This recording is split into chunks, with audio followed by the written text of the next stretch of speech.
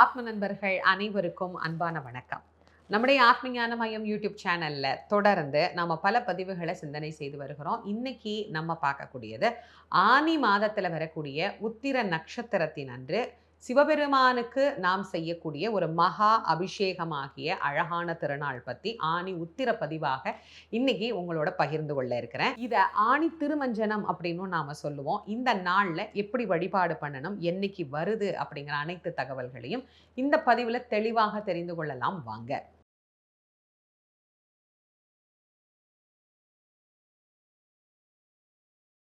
நடராஜ பெருமானுக்கு ஒரு ஆண்டுக்கு 6 அபிஷேகங்கள் மிக மிக சிறப்பானது அப்படிங்கிறத நிறையவே நம்முடைய பதிவுகளில் சொல்லியிருக்கிறேன். அதில் மிக சிறப்பான 2ல் ஒன்று மார்கழி, மற்றொன்று ஆனி மாதம்.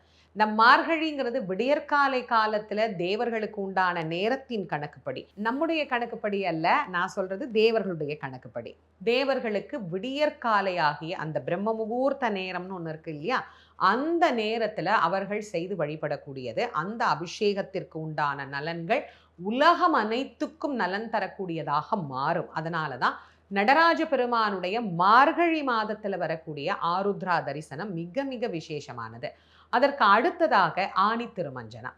இந்த ஆனி மாதத்தில் வரக்கூடிய ஆனி உத்திர நாளில் கொண்டாடக்கூடிய இந்த திருமஞ்சனம் இருக்கு பாருங்க, இது மாலை நேர கணக்குக்கு வரக்கூடியது. அதாவது தேவர்களுக்கு எது மாலை நேரமோ அந்த மாலை நேரத்துல அவர்கள் கணக்குப்படி செய்யக்கூடிய அபிஷேக காலம் அப்படிங்கிறதுனால நம்ம வீட்டிலேயே மாலை நேரத்திலையும் காலை நேரத்திலையும் விளக்கேற்றி வழிபாடு செய்வது அப்படிங்கிறது ஒன்று இருந்தது.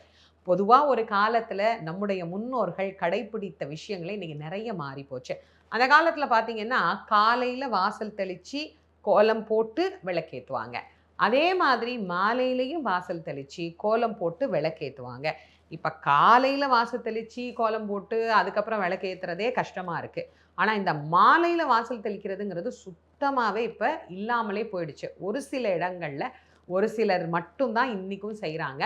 நிறைய இடங்கள்ல அது மறைஞ்சே போயிடுச்சு. என்னது, சாயந்தரமும் வாசல் கூட்டணுமா, சாயந்தரமும் தண்ணி தெளிக்கணுமா, சாயந்தரமும் கோலம் போடணுமா அப்படிங்கிற நிலைமைக்கு இன்னைக்கு மாறி போச்சு. ஆனால் ஒரு காலத்தில் இது ரெண்டுமே இருந்தது. மாலை நேரத்தில் இதெல்லாம் செஞ்சுட்டு விளக்கேற்றி வீட்டில் உட்கார்ந்து பெண்கள் எல்லாருமா சேர்ந்து அவரவர்களுடைய பிரார்த்தனையை அவங்கவுங்களுக்கு என்ன வழிபாடோ அந்த வழிபாட்டை எளிமையாக செஞ்சாங்க. சாயந்தரமும் விளக்கேற்றினதும் வீட்டில் இருக்கிற ஆண்களோ குழந்தைங்களோ எல்லாரும் வந்து நெத்திக்கு திருநீரிட்டுட்டு வழிபட்டுட்டு போகிறது அப்படிங்கிற ஒரு வழக்கம் உண்டு. நாளாக நாளாக எல்லாம் மாறிப்போச்சு. ஆனால் தேவர்களுக்கு அந்த மாலை நேரம் இருக்கு பாருங்க, அது ரொம்ப ரொம்ப விசேஷமானது. அந்த மாலை நேர கணக்குக்கு நமக்கு வரக்கூடிய மாதம் தான் இந்த ஆனி மாதம். இந்த ஆனி மாதத்தில் வரக்கூடிய ஆனி திருமஞ்சனம், ஆனி உத்தர பெருவிழா எப்படி வேணாலும் சொல்லலாம். இது ரொம்ப ரொம்ப சிறப்பான நலன்களை நமக்கு பெற்றுத்தரக்கூடியது. இந்த ஆண்டு 2026ல் இது என்னைக்கு வருது அப்படிங்கிறத முதல்ல பார்த்துருவோம். ஜூன் மாதம் 22ஆம் தேதி நமக்கு இந்த ஆனி திருமஞ்சனம் அமைந்திருக்கிறது. 21/6/2026 மாலை 3:17 உத்தர நட்சத்திரம் ஆரம்பிக்குது. 22/6/2026 மாலை 3:35 வரைக்கும் நமக்கு உத்திர நட்சத்திரம் அமைந்திருக்கிறது. ஜூன் மாதம் 22ஆம் தேதி விடியற்காலை 3 மணியிலிருந்து 6 மணிக்கு இந்த அபிஷேகம் நடைபெறுகிற காரணத்தினால 22ஆம் தேதியே இந்த ஆண்டு நமக்கு ஆனி திருமஞ்சனம் அப்படிங்கிறது வருகிறது. பொதுவாக உத்திர நட்சத்திரம் அமைந்திருக்கிற போது தான் அபிஷேகம் நடக்கும். அதனால தான் இந்த ஆண்டு அந்த காலை நேரத்தில் உத்திர நட்சத்திரம் முழுமையாக நமக்கு இருக்கு. அப்போ நமக்கு இந்த அபிஷேகம் அப்படிங்கிறது அமைஞ்சிருக்கு. நடராஜருக்கு மட்டும் நடைபெறக்கூடிய இந்த அழகான அபிஷேகத்தை நாங்கள் எங்கள் வீட்டில் நடராஜர் வச்சிடலாமா, ஆனால் சின்ன சிவலிங்கம் வச்சிருக்கிறோம் பண்ணிக்கலாமா அப்படின்னு சென்ற ஆண்டு பதிவிலேயே நிறைய பேர் கேட்டிருந்தீங்க. தாராளமாக செய்து கொள்ளலாம். பொதுவாகவே வழிபாடு அப்படிங்கிறத செய்கிற போது அந்த தெய்வத்துக்கு என்ன பிடிக்குமோ அதை நாம் வழிபாடாக செய்கிறதான விசேஷம். இப்போ ஒரு உதாரணத்துக்கு ஒன்று வச்சுக்கோங்க, ஒருத்தவங்களுக்கு ஒரு பரிசு கொடுக்குறோம் அப்படின்னா அது அவர்களுக்கு பயனுள்ள பரிசாக இருக்கணும், அவர்கள் பயன்படுத்தக்கூடிய பரிசாக இருக்கணும், அவர்கள் அதை பார்த்து மகிழ வேண்டிய ஒரு பரிசாக இருக்கணும். அதுதான் அதற்கான பெருமையை, அந்த பரிசுக்கு உண்டான ஒரு சிறப்பை பெற்றுத்தரும்.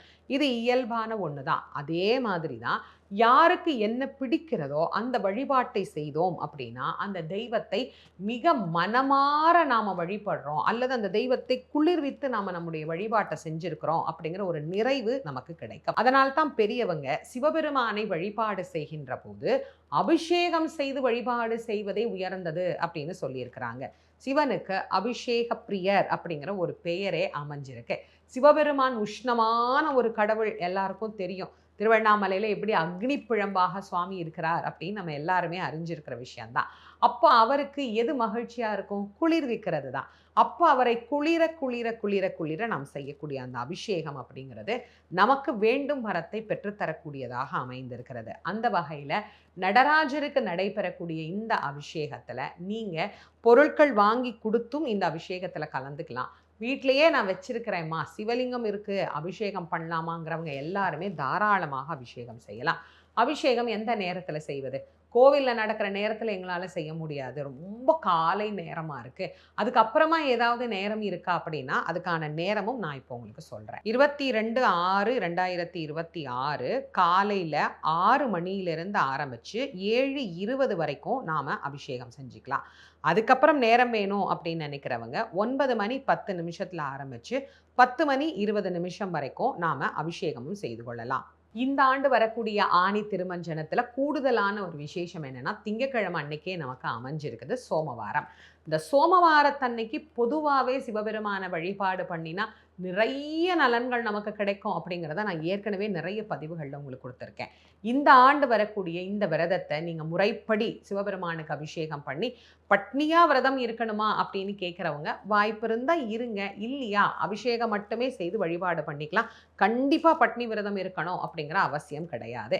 நீங்கள் சிவபெருமானுக்கு அபிஷேக ஆராதனை பண்ணி வழிபாடு செய்துவிட்டு இந்த நாளில் என்ன பிரார்த்தனை வைக்கிறீங்களோ அது நிச்சயமாக நமக்கு நிறைவேறும்.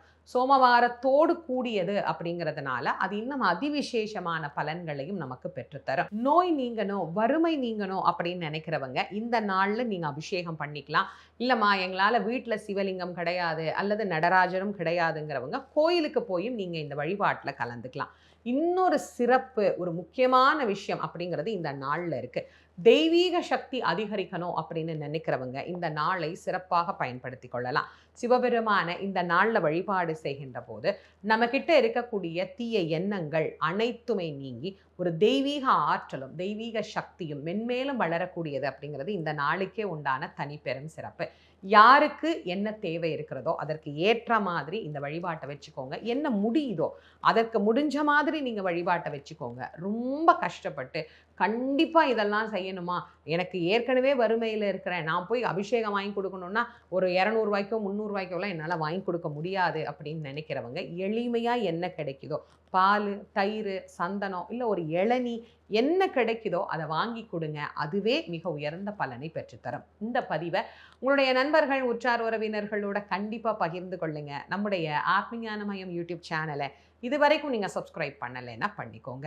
மீண்டும் மற்றும் ஒரு சிறப்பான பதிவில் உங்கள் அனைவரையும் சந்திக்கும் வரை உங்கள் அனைவருக்கும் நன்றியும் வணக்கமும் கூறி விடைபெறுவது திருமுருக வள்ளல் வாரியார் சுவாமிகளின் மாணவி தேசமங்கேற்கரசி. நன்றி, வணக்கம்.